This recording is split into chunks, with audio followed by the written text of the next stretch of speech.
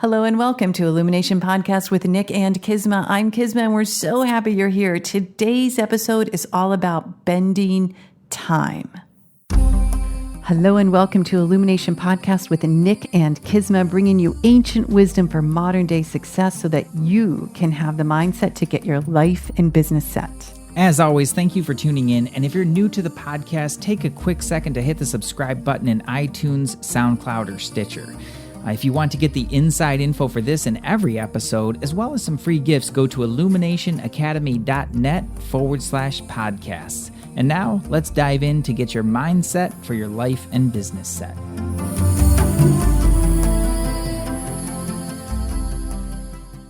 Well, hello there, Nick. Hello there, Kisma. What's going on with you today? Well, it's quite a busy day. I spent a lot of time in front of my computer today. Burn. Yeah, I'm discovering that that's not really my favorite place to live. Well, I would say anybody who lives in front of their computer is possibly asking for some trouble. I don't know. Some people really enjoy that, like some programmers, they just geek out on it and they get into it. Some people just love it.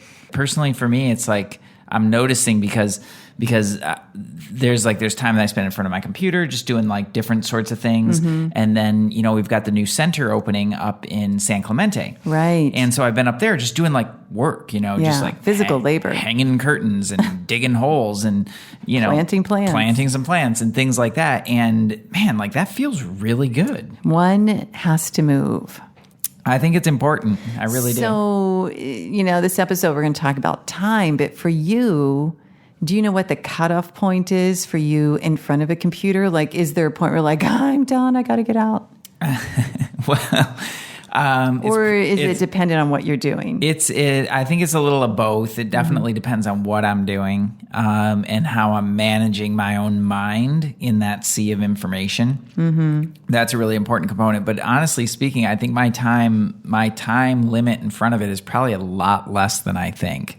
Yeah. I think I probably, sit there a lot longer doing things. And this is a pattern that I've noticed, certainly for myself and in others as well, is that it's you got a lot to do, and so you sit down and you start chunking it through, and then things kind of start to grind a little bit. Yeah, totally. And then you're just I just got to get it done, and so you keep grinding at it, and then you're tired and depleted, and everything starts taking twice as long. At the end of the day, I think it'd honestly be better, and whenever I actually just take a break and stop and then come back to it, and then things are just done. They're done really fast. That's one of my questions for you today is when does someone steal time? And it sounds like right there is when someone is robbing time. It's when we push to get something done, even though say someone's already tired, they've been doing a long time, they're trying to get through it. It's they misuse time and the result is not very effective. Well, yes, that's true. And it's a different thing because we're creating with our minds. Yeah, right. So it's very, very mental when you're in front of the computer. You're sitting the rest of your body. In fact, it's even easy to stop breathing while you breathe very shallow while you're working in front of a computer. And so I think that's actually a really big part of it is how mental it is. Right. And so, because if you're physically, you can push past a limit in a different way. Yeah. And just really charge ahead. Right. But mentally, when you really hit that space, it's there's not really a lot of places to go. You have to break the energy up so that you can get back into the flow. Right. Does that make sense? Yes, yeah. Totally. Mm-hmm. So yeah, that's kind of how you have to really pay attention to know when is that moment, Right. and listen to your first intuition about it. Yep, I'm done for now.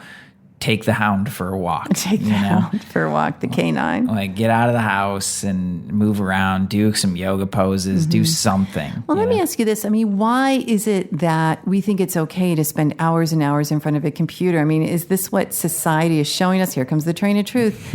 Is this, some people have jobs we're programmers or in front of computers. But I think it's gone to the excess where humans are in front of their phone, which is a computer, or their laptop or their desktop or an iPad for such an inordinate amount of time. We're just living our lives through these devices. And that is giving our time to these devices. It is, yeah. I mean, definitely, you're devoting your time and effort and energy.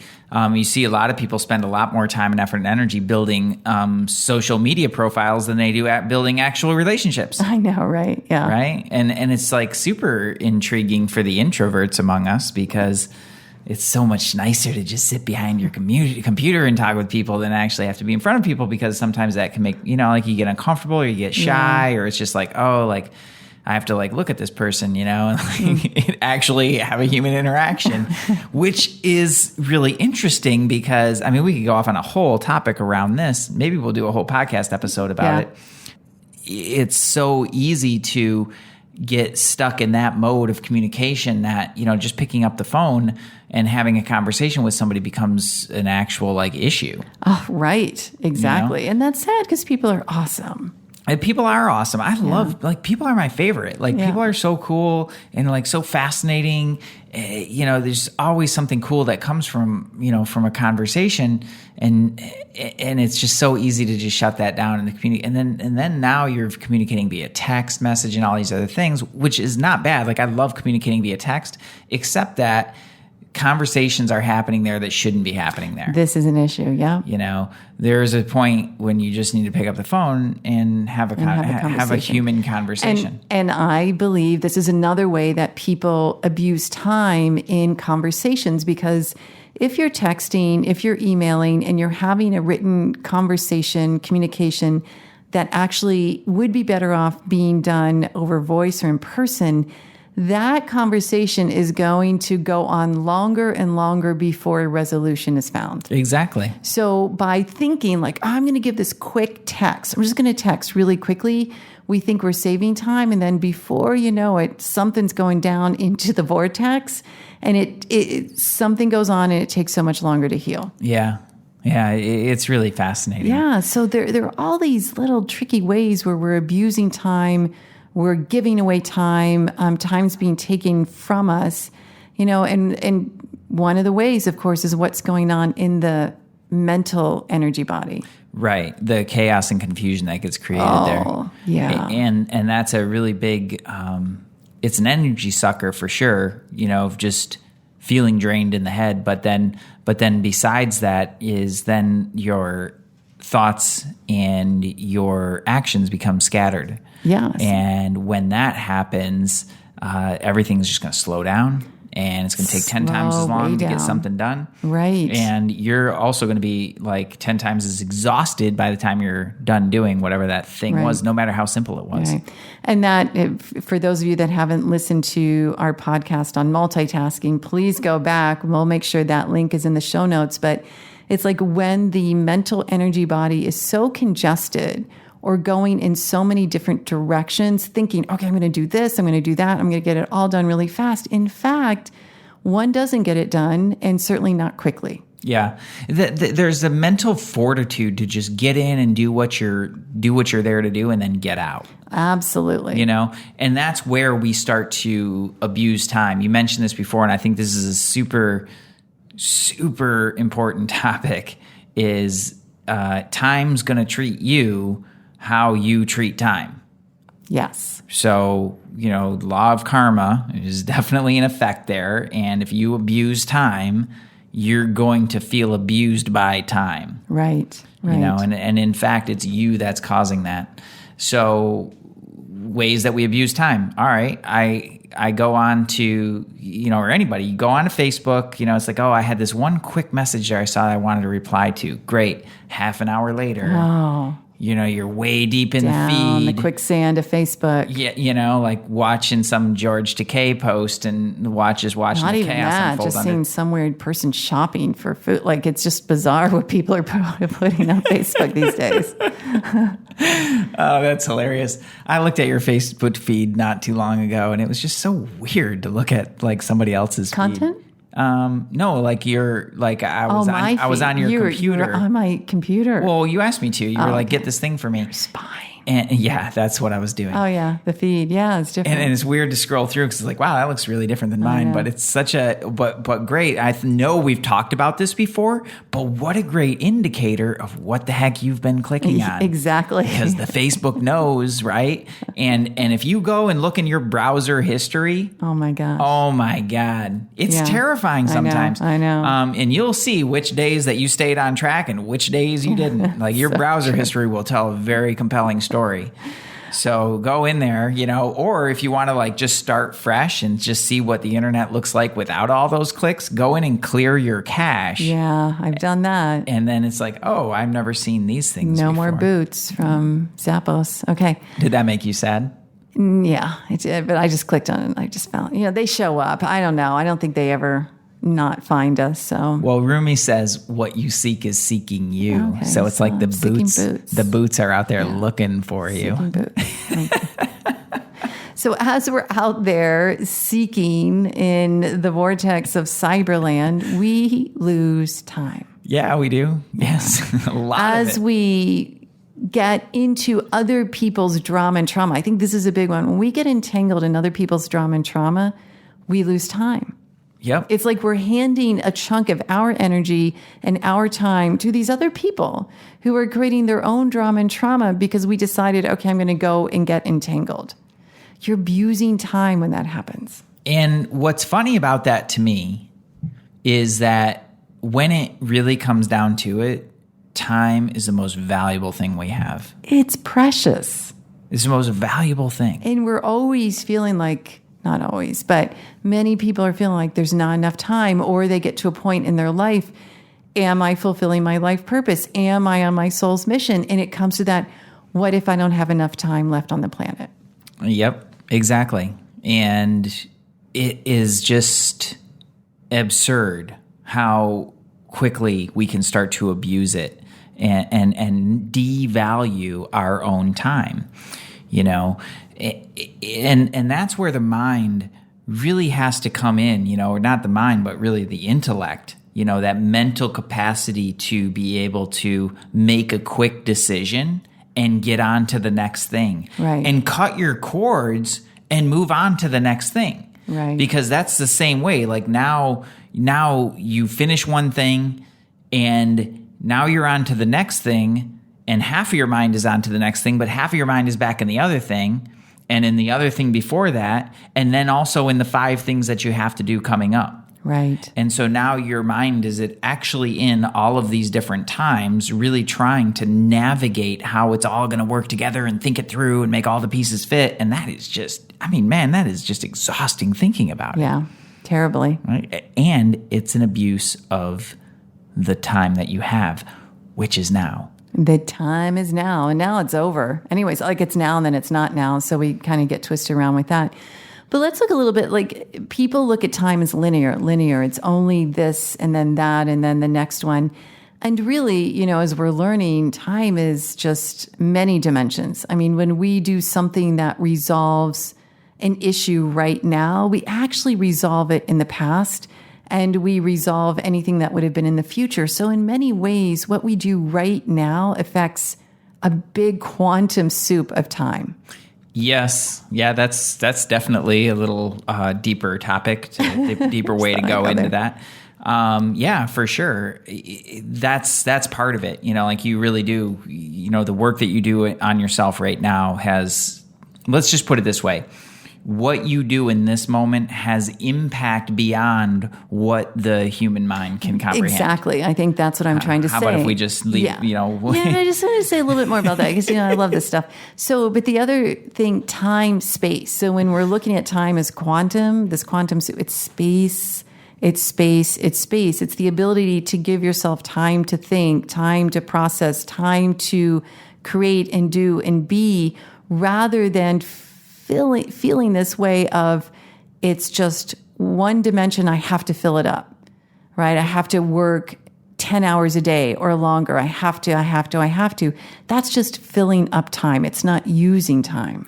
Yeah, and that's it's another way of abusing the time that we have. But that's where it gets kind of sticky, because think about it. You do value your time to a degree. And so then you think, well, the best way to use it is I got to like use it all up, and I'll pack my day full of everything, and then I'll be really productive. And then when I'm productive, I'll feel good about it. Right, or I'll feel good Sounds about like a little codependency with production, productivity, or exactly. time. Well, it is. That's an interesting way to put it. I hadn't thought about it like that, but it's basically like it is like a codependent relationship because then, like, however productive, quote unquote, productive you are in that day, translates to how good you're going to feel about yourself. Oh yeah, and then it becomes not okay to take a freaking break. Yeah. Or to stop for a little bit and stretch yourself out or to walk around, then that just becomes another thing that you have to do. So what do you do to look at when a break is purposeful and adding more time as opposed to when one might just check out and not do what they're required to do? Well, I'm so glad you brought that up. I wasn't thinking about that, but that's a whole other Is that yet part another of it. podcast? Well, not a whole other podcast, but it's a whole other dimension of this where then don't forget that question though. We want to come back to that. And so it's a whole other dimension where now you're mentally fatigued and you're even probably feeling physically fatigued if you've just been like scattered all day long or around a lot of people and feeling drained. Okay, well, now you're fatigued. And it's like you just can't really think about anything. So what do you want to do? You just want to check out in front of the TV, another electronic device, or just zone out on your phone and scroll on through. Right, exactly. Right? So then you're back into that mode of just checking out. And that's actually the thing that's draining you. Absolutely. And all of a sudden, time is gone. Time's gone. It's like I went to play a game on my phone and what? It's, 30 minutes, an hour later. I mean, I don't play games, but it's except for Fruit Ninja on airplanes, but that's okay. No, but I think it's, some people say, well, I get a burst of energy playing games. That's cool. But I want to get back to this place of... Do they? I've never heard anybody say that. Okay, maybe I made it up. Okay. I thought maybe you heard that.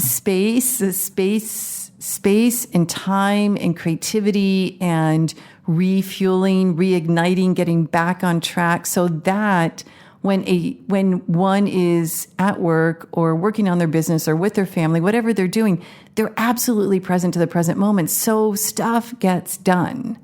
And it's like we've always learned at the Vedanta Academy, intense work is rest. So when they're working, it's like, oh man, I'm not tired. I am focused. I'm in flow. Yes. Yeah. That's really the thing where the fatigue, doesn't take over. And now you're actually being much more productive. What's shocking, I find shocking anyway, is how quickly things can happen when you're in that flow. Something that should take you an hour suddenly takes you, 10 minutes. 15 minutes. Right. That usually takes that long. Now it takes like 10 or 15 minutes. Well, I mean, there's a whole other part of that. Like, okay, well, now what do I do? I set an hour aside, and then it's like, okay, then it's really easy to go back into that mode of like, gotta, fit something else in.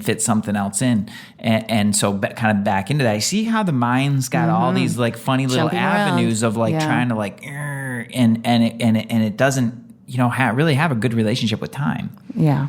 Which is confusing and challenging for living in a modern world where we are surrounded by electronics, where so many things are grabbing our attention. Everyone wants it fast and quick. Exactly, and we're living a much faster paced life than even people 50 years ago would have been like drastically different for 50 years ago, let alone like 100 or more. So it's a really rapid evolution in that area, and I think as human beings, we're still definitely figuring out how to navigate this world, and time is becoming more and more important. But the people who are uber productive and have done amazing things in the world have the exact same 24 hours. Exact same. And they're not they're not having anything that we don't have, like they have the same 24 hours. They have the same ability. They have the same ability to manage their time throughout there. They just think about it in an entirely different way. Yeah. I'm not saying it's, what you're doing is bad or wrong. I'm not making any of that. I'm just saying there's a choice to be made. And I think that's what it comes down to, right? Is to manage time and to make time one's friend is to choose. To choose to be present to the present moment, to choose every task at hand, every word, every action wisely so that it's purposeful, so that it really is in flow for what one is trying to accomplish at that moment. Yeah. And thank you for bringing that part up because, earlier you asked, well, what are some of the things that I do? And that's actually one of the things that I do is choose. Well, what the heck am I doing? Question. What do I actually want to accomplish here? Right. And not so much on the task-based level, but more on the strategic level of like, okay, well, how does this fit? Like, how is this important? Mm-hmm. Why is this important? Because it's so easy to spend a bunch of time on things that really don't matter at the end of the day, Right. And those things can kind of be chunked together. Those little tasky things can be chunked together and just knock them out. Just knock them down in one thing. And then the most important. But when those things take over, the most important things fall by the wayside. Exactly. So that's really important to always have a part of you in that level of thinking about like, why the heck is this important? Like, what is this actually going to do? Right. How is this important to my business? How is this important to my life? Those sorts of questions. And then from there is really just dialing it back to, okay, well, what's right in front of me? Yeah. All right, what's the next step in that direction? Right. Not the next 10 steps necessarily, but then just the next step. Okay, great. One more thing. Right. One more step. One more step. And that is really where that flow starts to come in. It's a rhythm, right? It is a rhythm. I mean, when a rhythm is a rhythm and it's steady, one gets to where they want to go. Yeah. Yeah, that is so cool. So you had a story, I remember once, when you really bent time in a pretty amazing way. Yeah, there's been a lot of them actually, but one really stood out to me. And I was driving. Right. And so it was a pretty fascinating experience. And it highlighted this to me as one of our teachers, Siobhan, was the one that taught this to us. So go back and listen to her podcast episode. It was really cool to have her on. And we were talking about breathing, which I'll talk about in a minute. And she's like, yeah, you could totally. It was just so nonchalant to her. Like, yeah, you could totally bend time. And I'm like, wait, what? I'm like, in my head, the record skipped. I was like, what are you talking about? And she's like, just try this. Next time you're in traffic, use this breathing technique. And I'm like, that's insane. I was just talking with her the other day about this actually, where I was saying, I spent like so much of the first year that I knew her just in like disbelief and doubting things, which is so funny. So she gave me this exercise and said, next time you're in traffic, try this. And I was like, that's crazy. Okay. So the story goes that I was up in Carlsbad. We had just moved to Carlsbad. And I had this person I used to go see down in Ocean Beach. And I had an appointment set at a certain time. And I was leaving late. I was just like running around the house, probably abusing time in some way. And I'm leaving late and I'm like, oh man, it's so bad. Like I hate being late. So I get in the car and I'm already, running a little bit late. And then the 5 is full of traffic. The 5. And I'm like, oh man, this is not going well. But somewhere in the back of my head, as I remember that, she's like, do this breathing exercise. So I started doing this breathing exercise. And I was like, this is the only thing I'm going to do. I'm just going to do this breathing exercise and drive. And I did. And that is normally about a 50-minute drive or so. I made it in 35 minutes flat. Boom. I pulled up exactly at the time. Boom. And my brain was having a tough time. Because I'm looking at the clock and I'm happy because I'm on time. Right. But I'm also very confused because this is not possible. Like this is definitely more than 35 minutes away. Like what just happened? What just happened here? And I pulled up and had my appointment and everything was perfect. And that is something that I've used again and again. And I've learned that it's not, like traffic is always a really great time to just play with things like that because, Right. you're sitting there or maybe you're listening to the podcast, and we'll do it in a minute. And it works also in every other area of our lives. It totally does. So the breath is a real key to that because it helps to get you into the flow. It helps to get your body into sync. Right. And it starts to get everything starting to work together. And creating space and openness. Space. Yeah, which is like, whoa, like what your brain is like, well, what is that? Like, I don't understand what that is. And so once you're really creating that kind of a flow, then everything is going to start to move a little bit more easy. You're going to get less stuck. And it really does come down to a very, very, very simple breathing exercise. Well, let's hear it. So, but I want to go really quickly into the flip side of this. So let's take an example now of just sitting in front of the computer and you're doing your work and, you're communicating with people and you're doing important things and it's all, you're like, okay, you're in it. Well, chances are you're not moving your body very much. Even if you do have pretty good posture, you're likely pretty stagnant. Yeah. And if you pay attention, you probably stopped breathing somewhere. Well, not completely stopped, but shallow breath. Very shallow. Yeah. And just not purposeful breath. Yeah, not really moving a lot of air with that breath and energy for that matter. Super, super common. And that's where things start to really come to grind. Right. Over time. Like your body will sustain that for a certain amount of time, but then it's going to start to deplete because what you're doing really is sapping the resources from your physiology rather than just utilizing what's available for you. And air is one source of energy that is free and always available. So that's why this works, if anybody cares about that. But I don't even care if you know that part. Just try it. Yeah. And here's all you do is finish and exhale and breathe out all the air. Now, gently place the tip of the tongue at the roof of your mouth and then breathe in through your nose for 6 counts. So you breathe in 2, 3, 4, 5, 6, and then hold 2, 3, and then breathe out 2, 3, 4, 5, 6, and then hold 2, 3. Can you guys hear me breathing? She's breathing. She's doing a good job. Let's do one more round. Inhale 1, 2, 3, 4, 5, 6.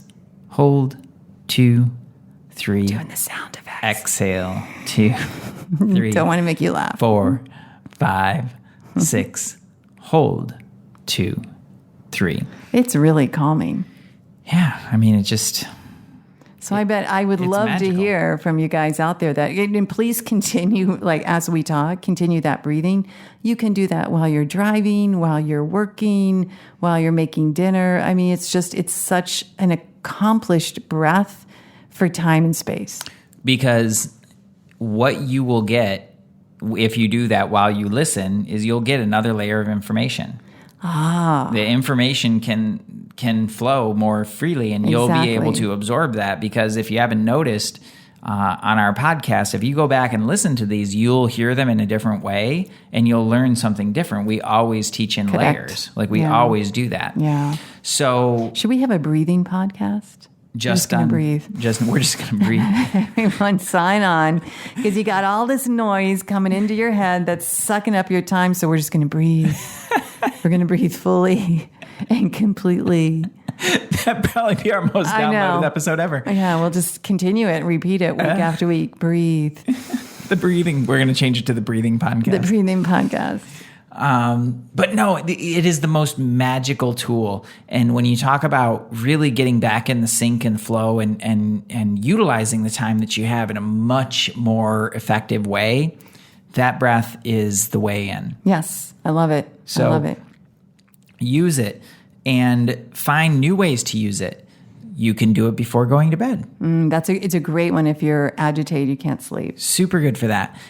You can definitely do it while you're driving, do it while you're listening, do it while you're working, do it while you're walking. Yeah. It does so many amazing things to really get your body in sync. And if you are a person who's been around like a lot of yoga and pranayama practices and things like that, that's cool. And you may have learned some other patterns around that. This is the one that we always come back to. Yeah, totally. Because it's the simplest and it's by far the most effective. Yeah, I agree. I agree. So there's all sorts of other rhythms and things around that. And I've seen different people teach different things. 6-3, 6-3. Always come back to that because it's the best. And we've done a ton of them. A lot. Yeah. So I just want to point out too before we wrap up, but it's like when we are allowing our minds to run into the non-existent future, we've just tossed the moment we had out the window. Like, I really think that is just where everyone is abusing time. Not everyone, but many people are abusing time again and again because they're running into the non-existent future, or they're worried about the past or regretting the past. So this moment, this precious golden nugget moment right here is gone. yeah. So to give a couple of wrap-up tips, everyone, I look at it this way: to love on your time and to utilize your time. Number one, stay on your track. Forget other people's drama. Forget their trauma, because it will take you and suck you into their whatever negativity is happening, and all of a sudden you've lost your precious time. So stay in your track. Be super present to the present moment. Notice your thoughts, notice your words, and notice your actions. Yes. And the breath is breathe. It's an amazing tool to accomplish all of those things, actually. And people, it just seems, I just want to really encourage you to take this one and just take it with a grain of salt. I'm not saying, buy it hook, line, and sinker. I'm just saying assume for a minute that we're not totally insane and that this might actually work, and really give it the opportunity to test it out fully. Yeah. Because the brain loves to make things more complicated. Oh, yeah, and loves to doubt. And it thinks like, oh, that can't possibly be that simple. It can't possibly be that effective. Like, this is ridiculous. Mm-hmm. And I'm here to tell you that this is actually one of the most powerful things that you can ever do in your life to regain time and energy, and also be way more present, get much more done in a lot less time. Exactly. And have a lot better flow in everything that you do. Yeah. It's something that we teach all of our students. Yeah. Absolutely. And it's something that will really and truly use ourselves too. Oh, of course, all the time. And something that can really help to enhance literally every single area of your life. And the piece where this takes time out of the linear, it's like Nick said earlier, when you're doing the breathing, you get information. And that information is coming from, let's just say, your higher self, intuition. But that information is like, that's what makes one feel like, wait a minute, it's not just linear. We're in a multi-dimensional existence here. And it's like everything expands. Your awareness expands, your productivity expands, your knowledge, your wisdom. It's an amazing feeling. Yeah. So Kisma's going cosmic. Cosmic time, everyone. Love on your time. Yeah. Love all over your time, too. That is... gratitude for time. Yes. Because let's look at it like this. Utilize the breath and the breathing technique by far. 6-3, 6-3 breathing. But recognize that you may have some repairing of your relationship with time. Could be. Yeah, that's a good point. To really form like a healthy relationship with something that is so important and integral in our lives is really how we relate to time, how we manage time. Because as soon as that starts to get away with that, and we start to really form like a lot of negativity around time or feel super pressurized around it, it's definitely going to make everything harder and heavier. Right, exactly. So think about ways that you can forgive yourself around time, or forgive time, if there is such a thing. Bless the time, love on the time. But I think, that's the best solution is just a lot of gratitude for the time that we do have here, because it is so ridiculously precious. It is. And I'm so grateful for this time with you. Oh, well, thank you so much. I'm grateful for you and for all of our listeners. All of our listeners. Yes. Thank you. Illumination Podcast. Share it with someone you love who is interested in learning more about time. And as always, we so appreciate you. Namaste. Hey, thanks for jamming with us today. And if you enjoy Illumination Podcast, please go ahead and share it with someone you love. Give us a rating, review, download our podcast. And remember, you can find us at illuminationacademy.net/podcasts. Talk to you soon. Namaste.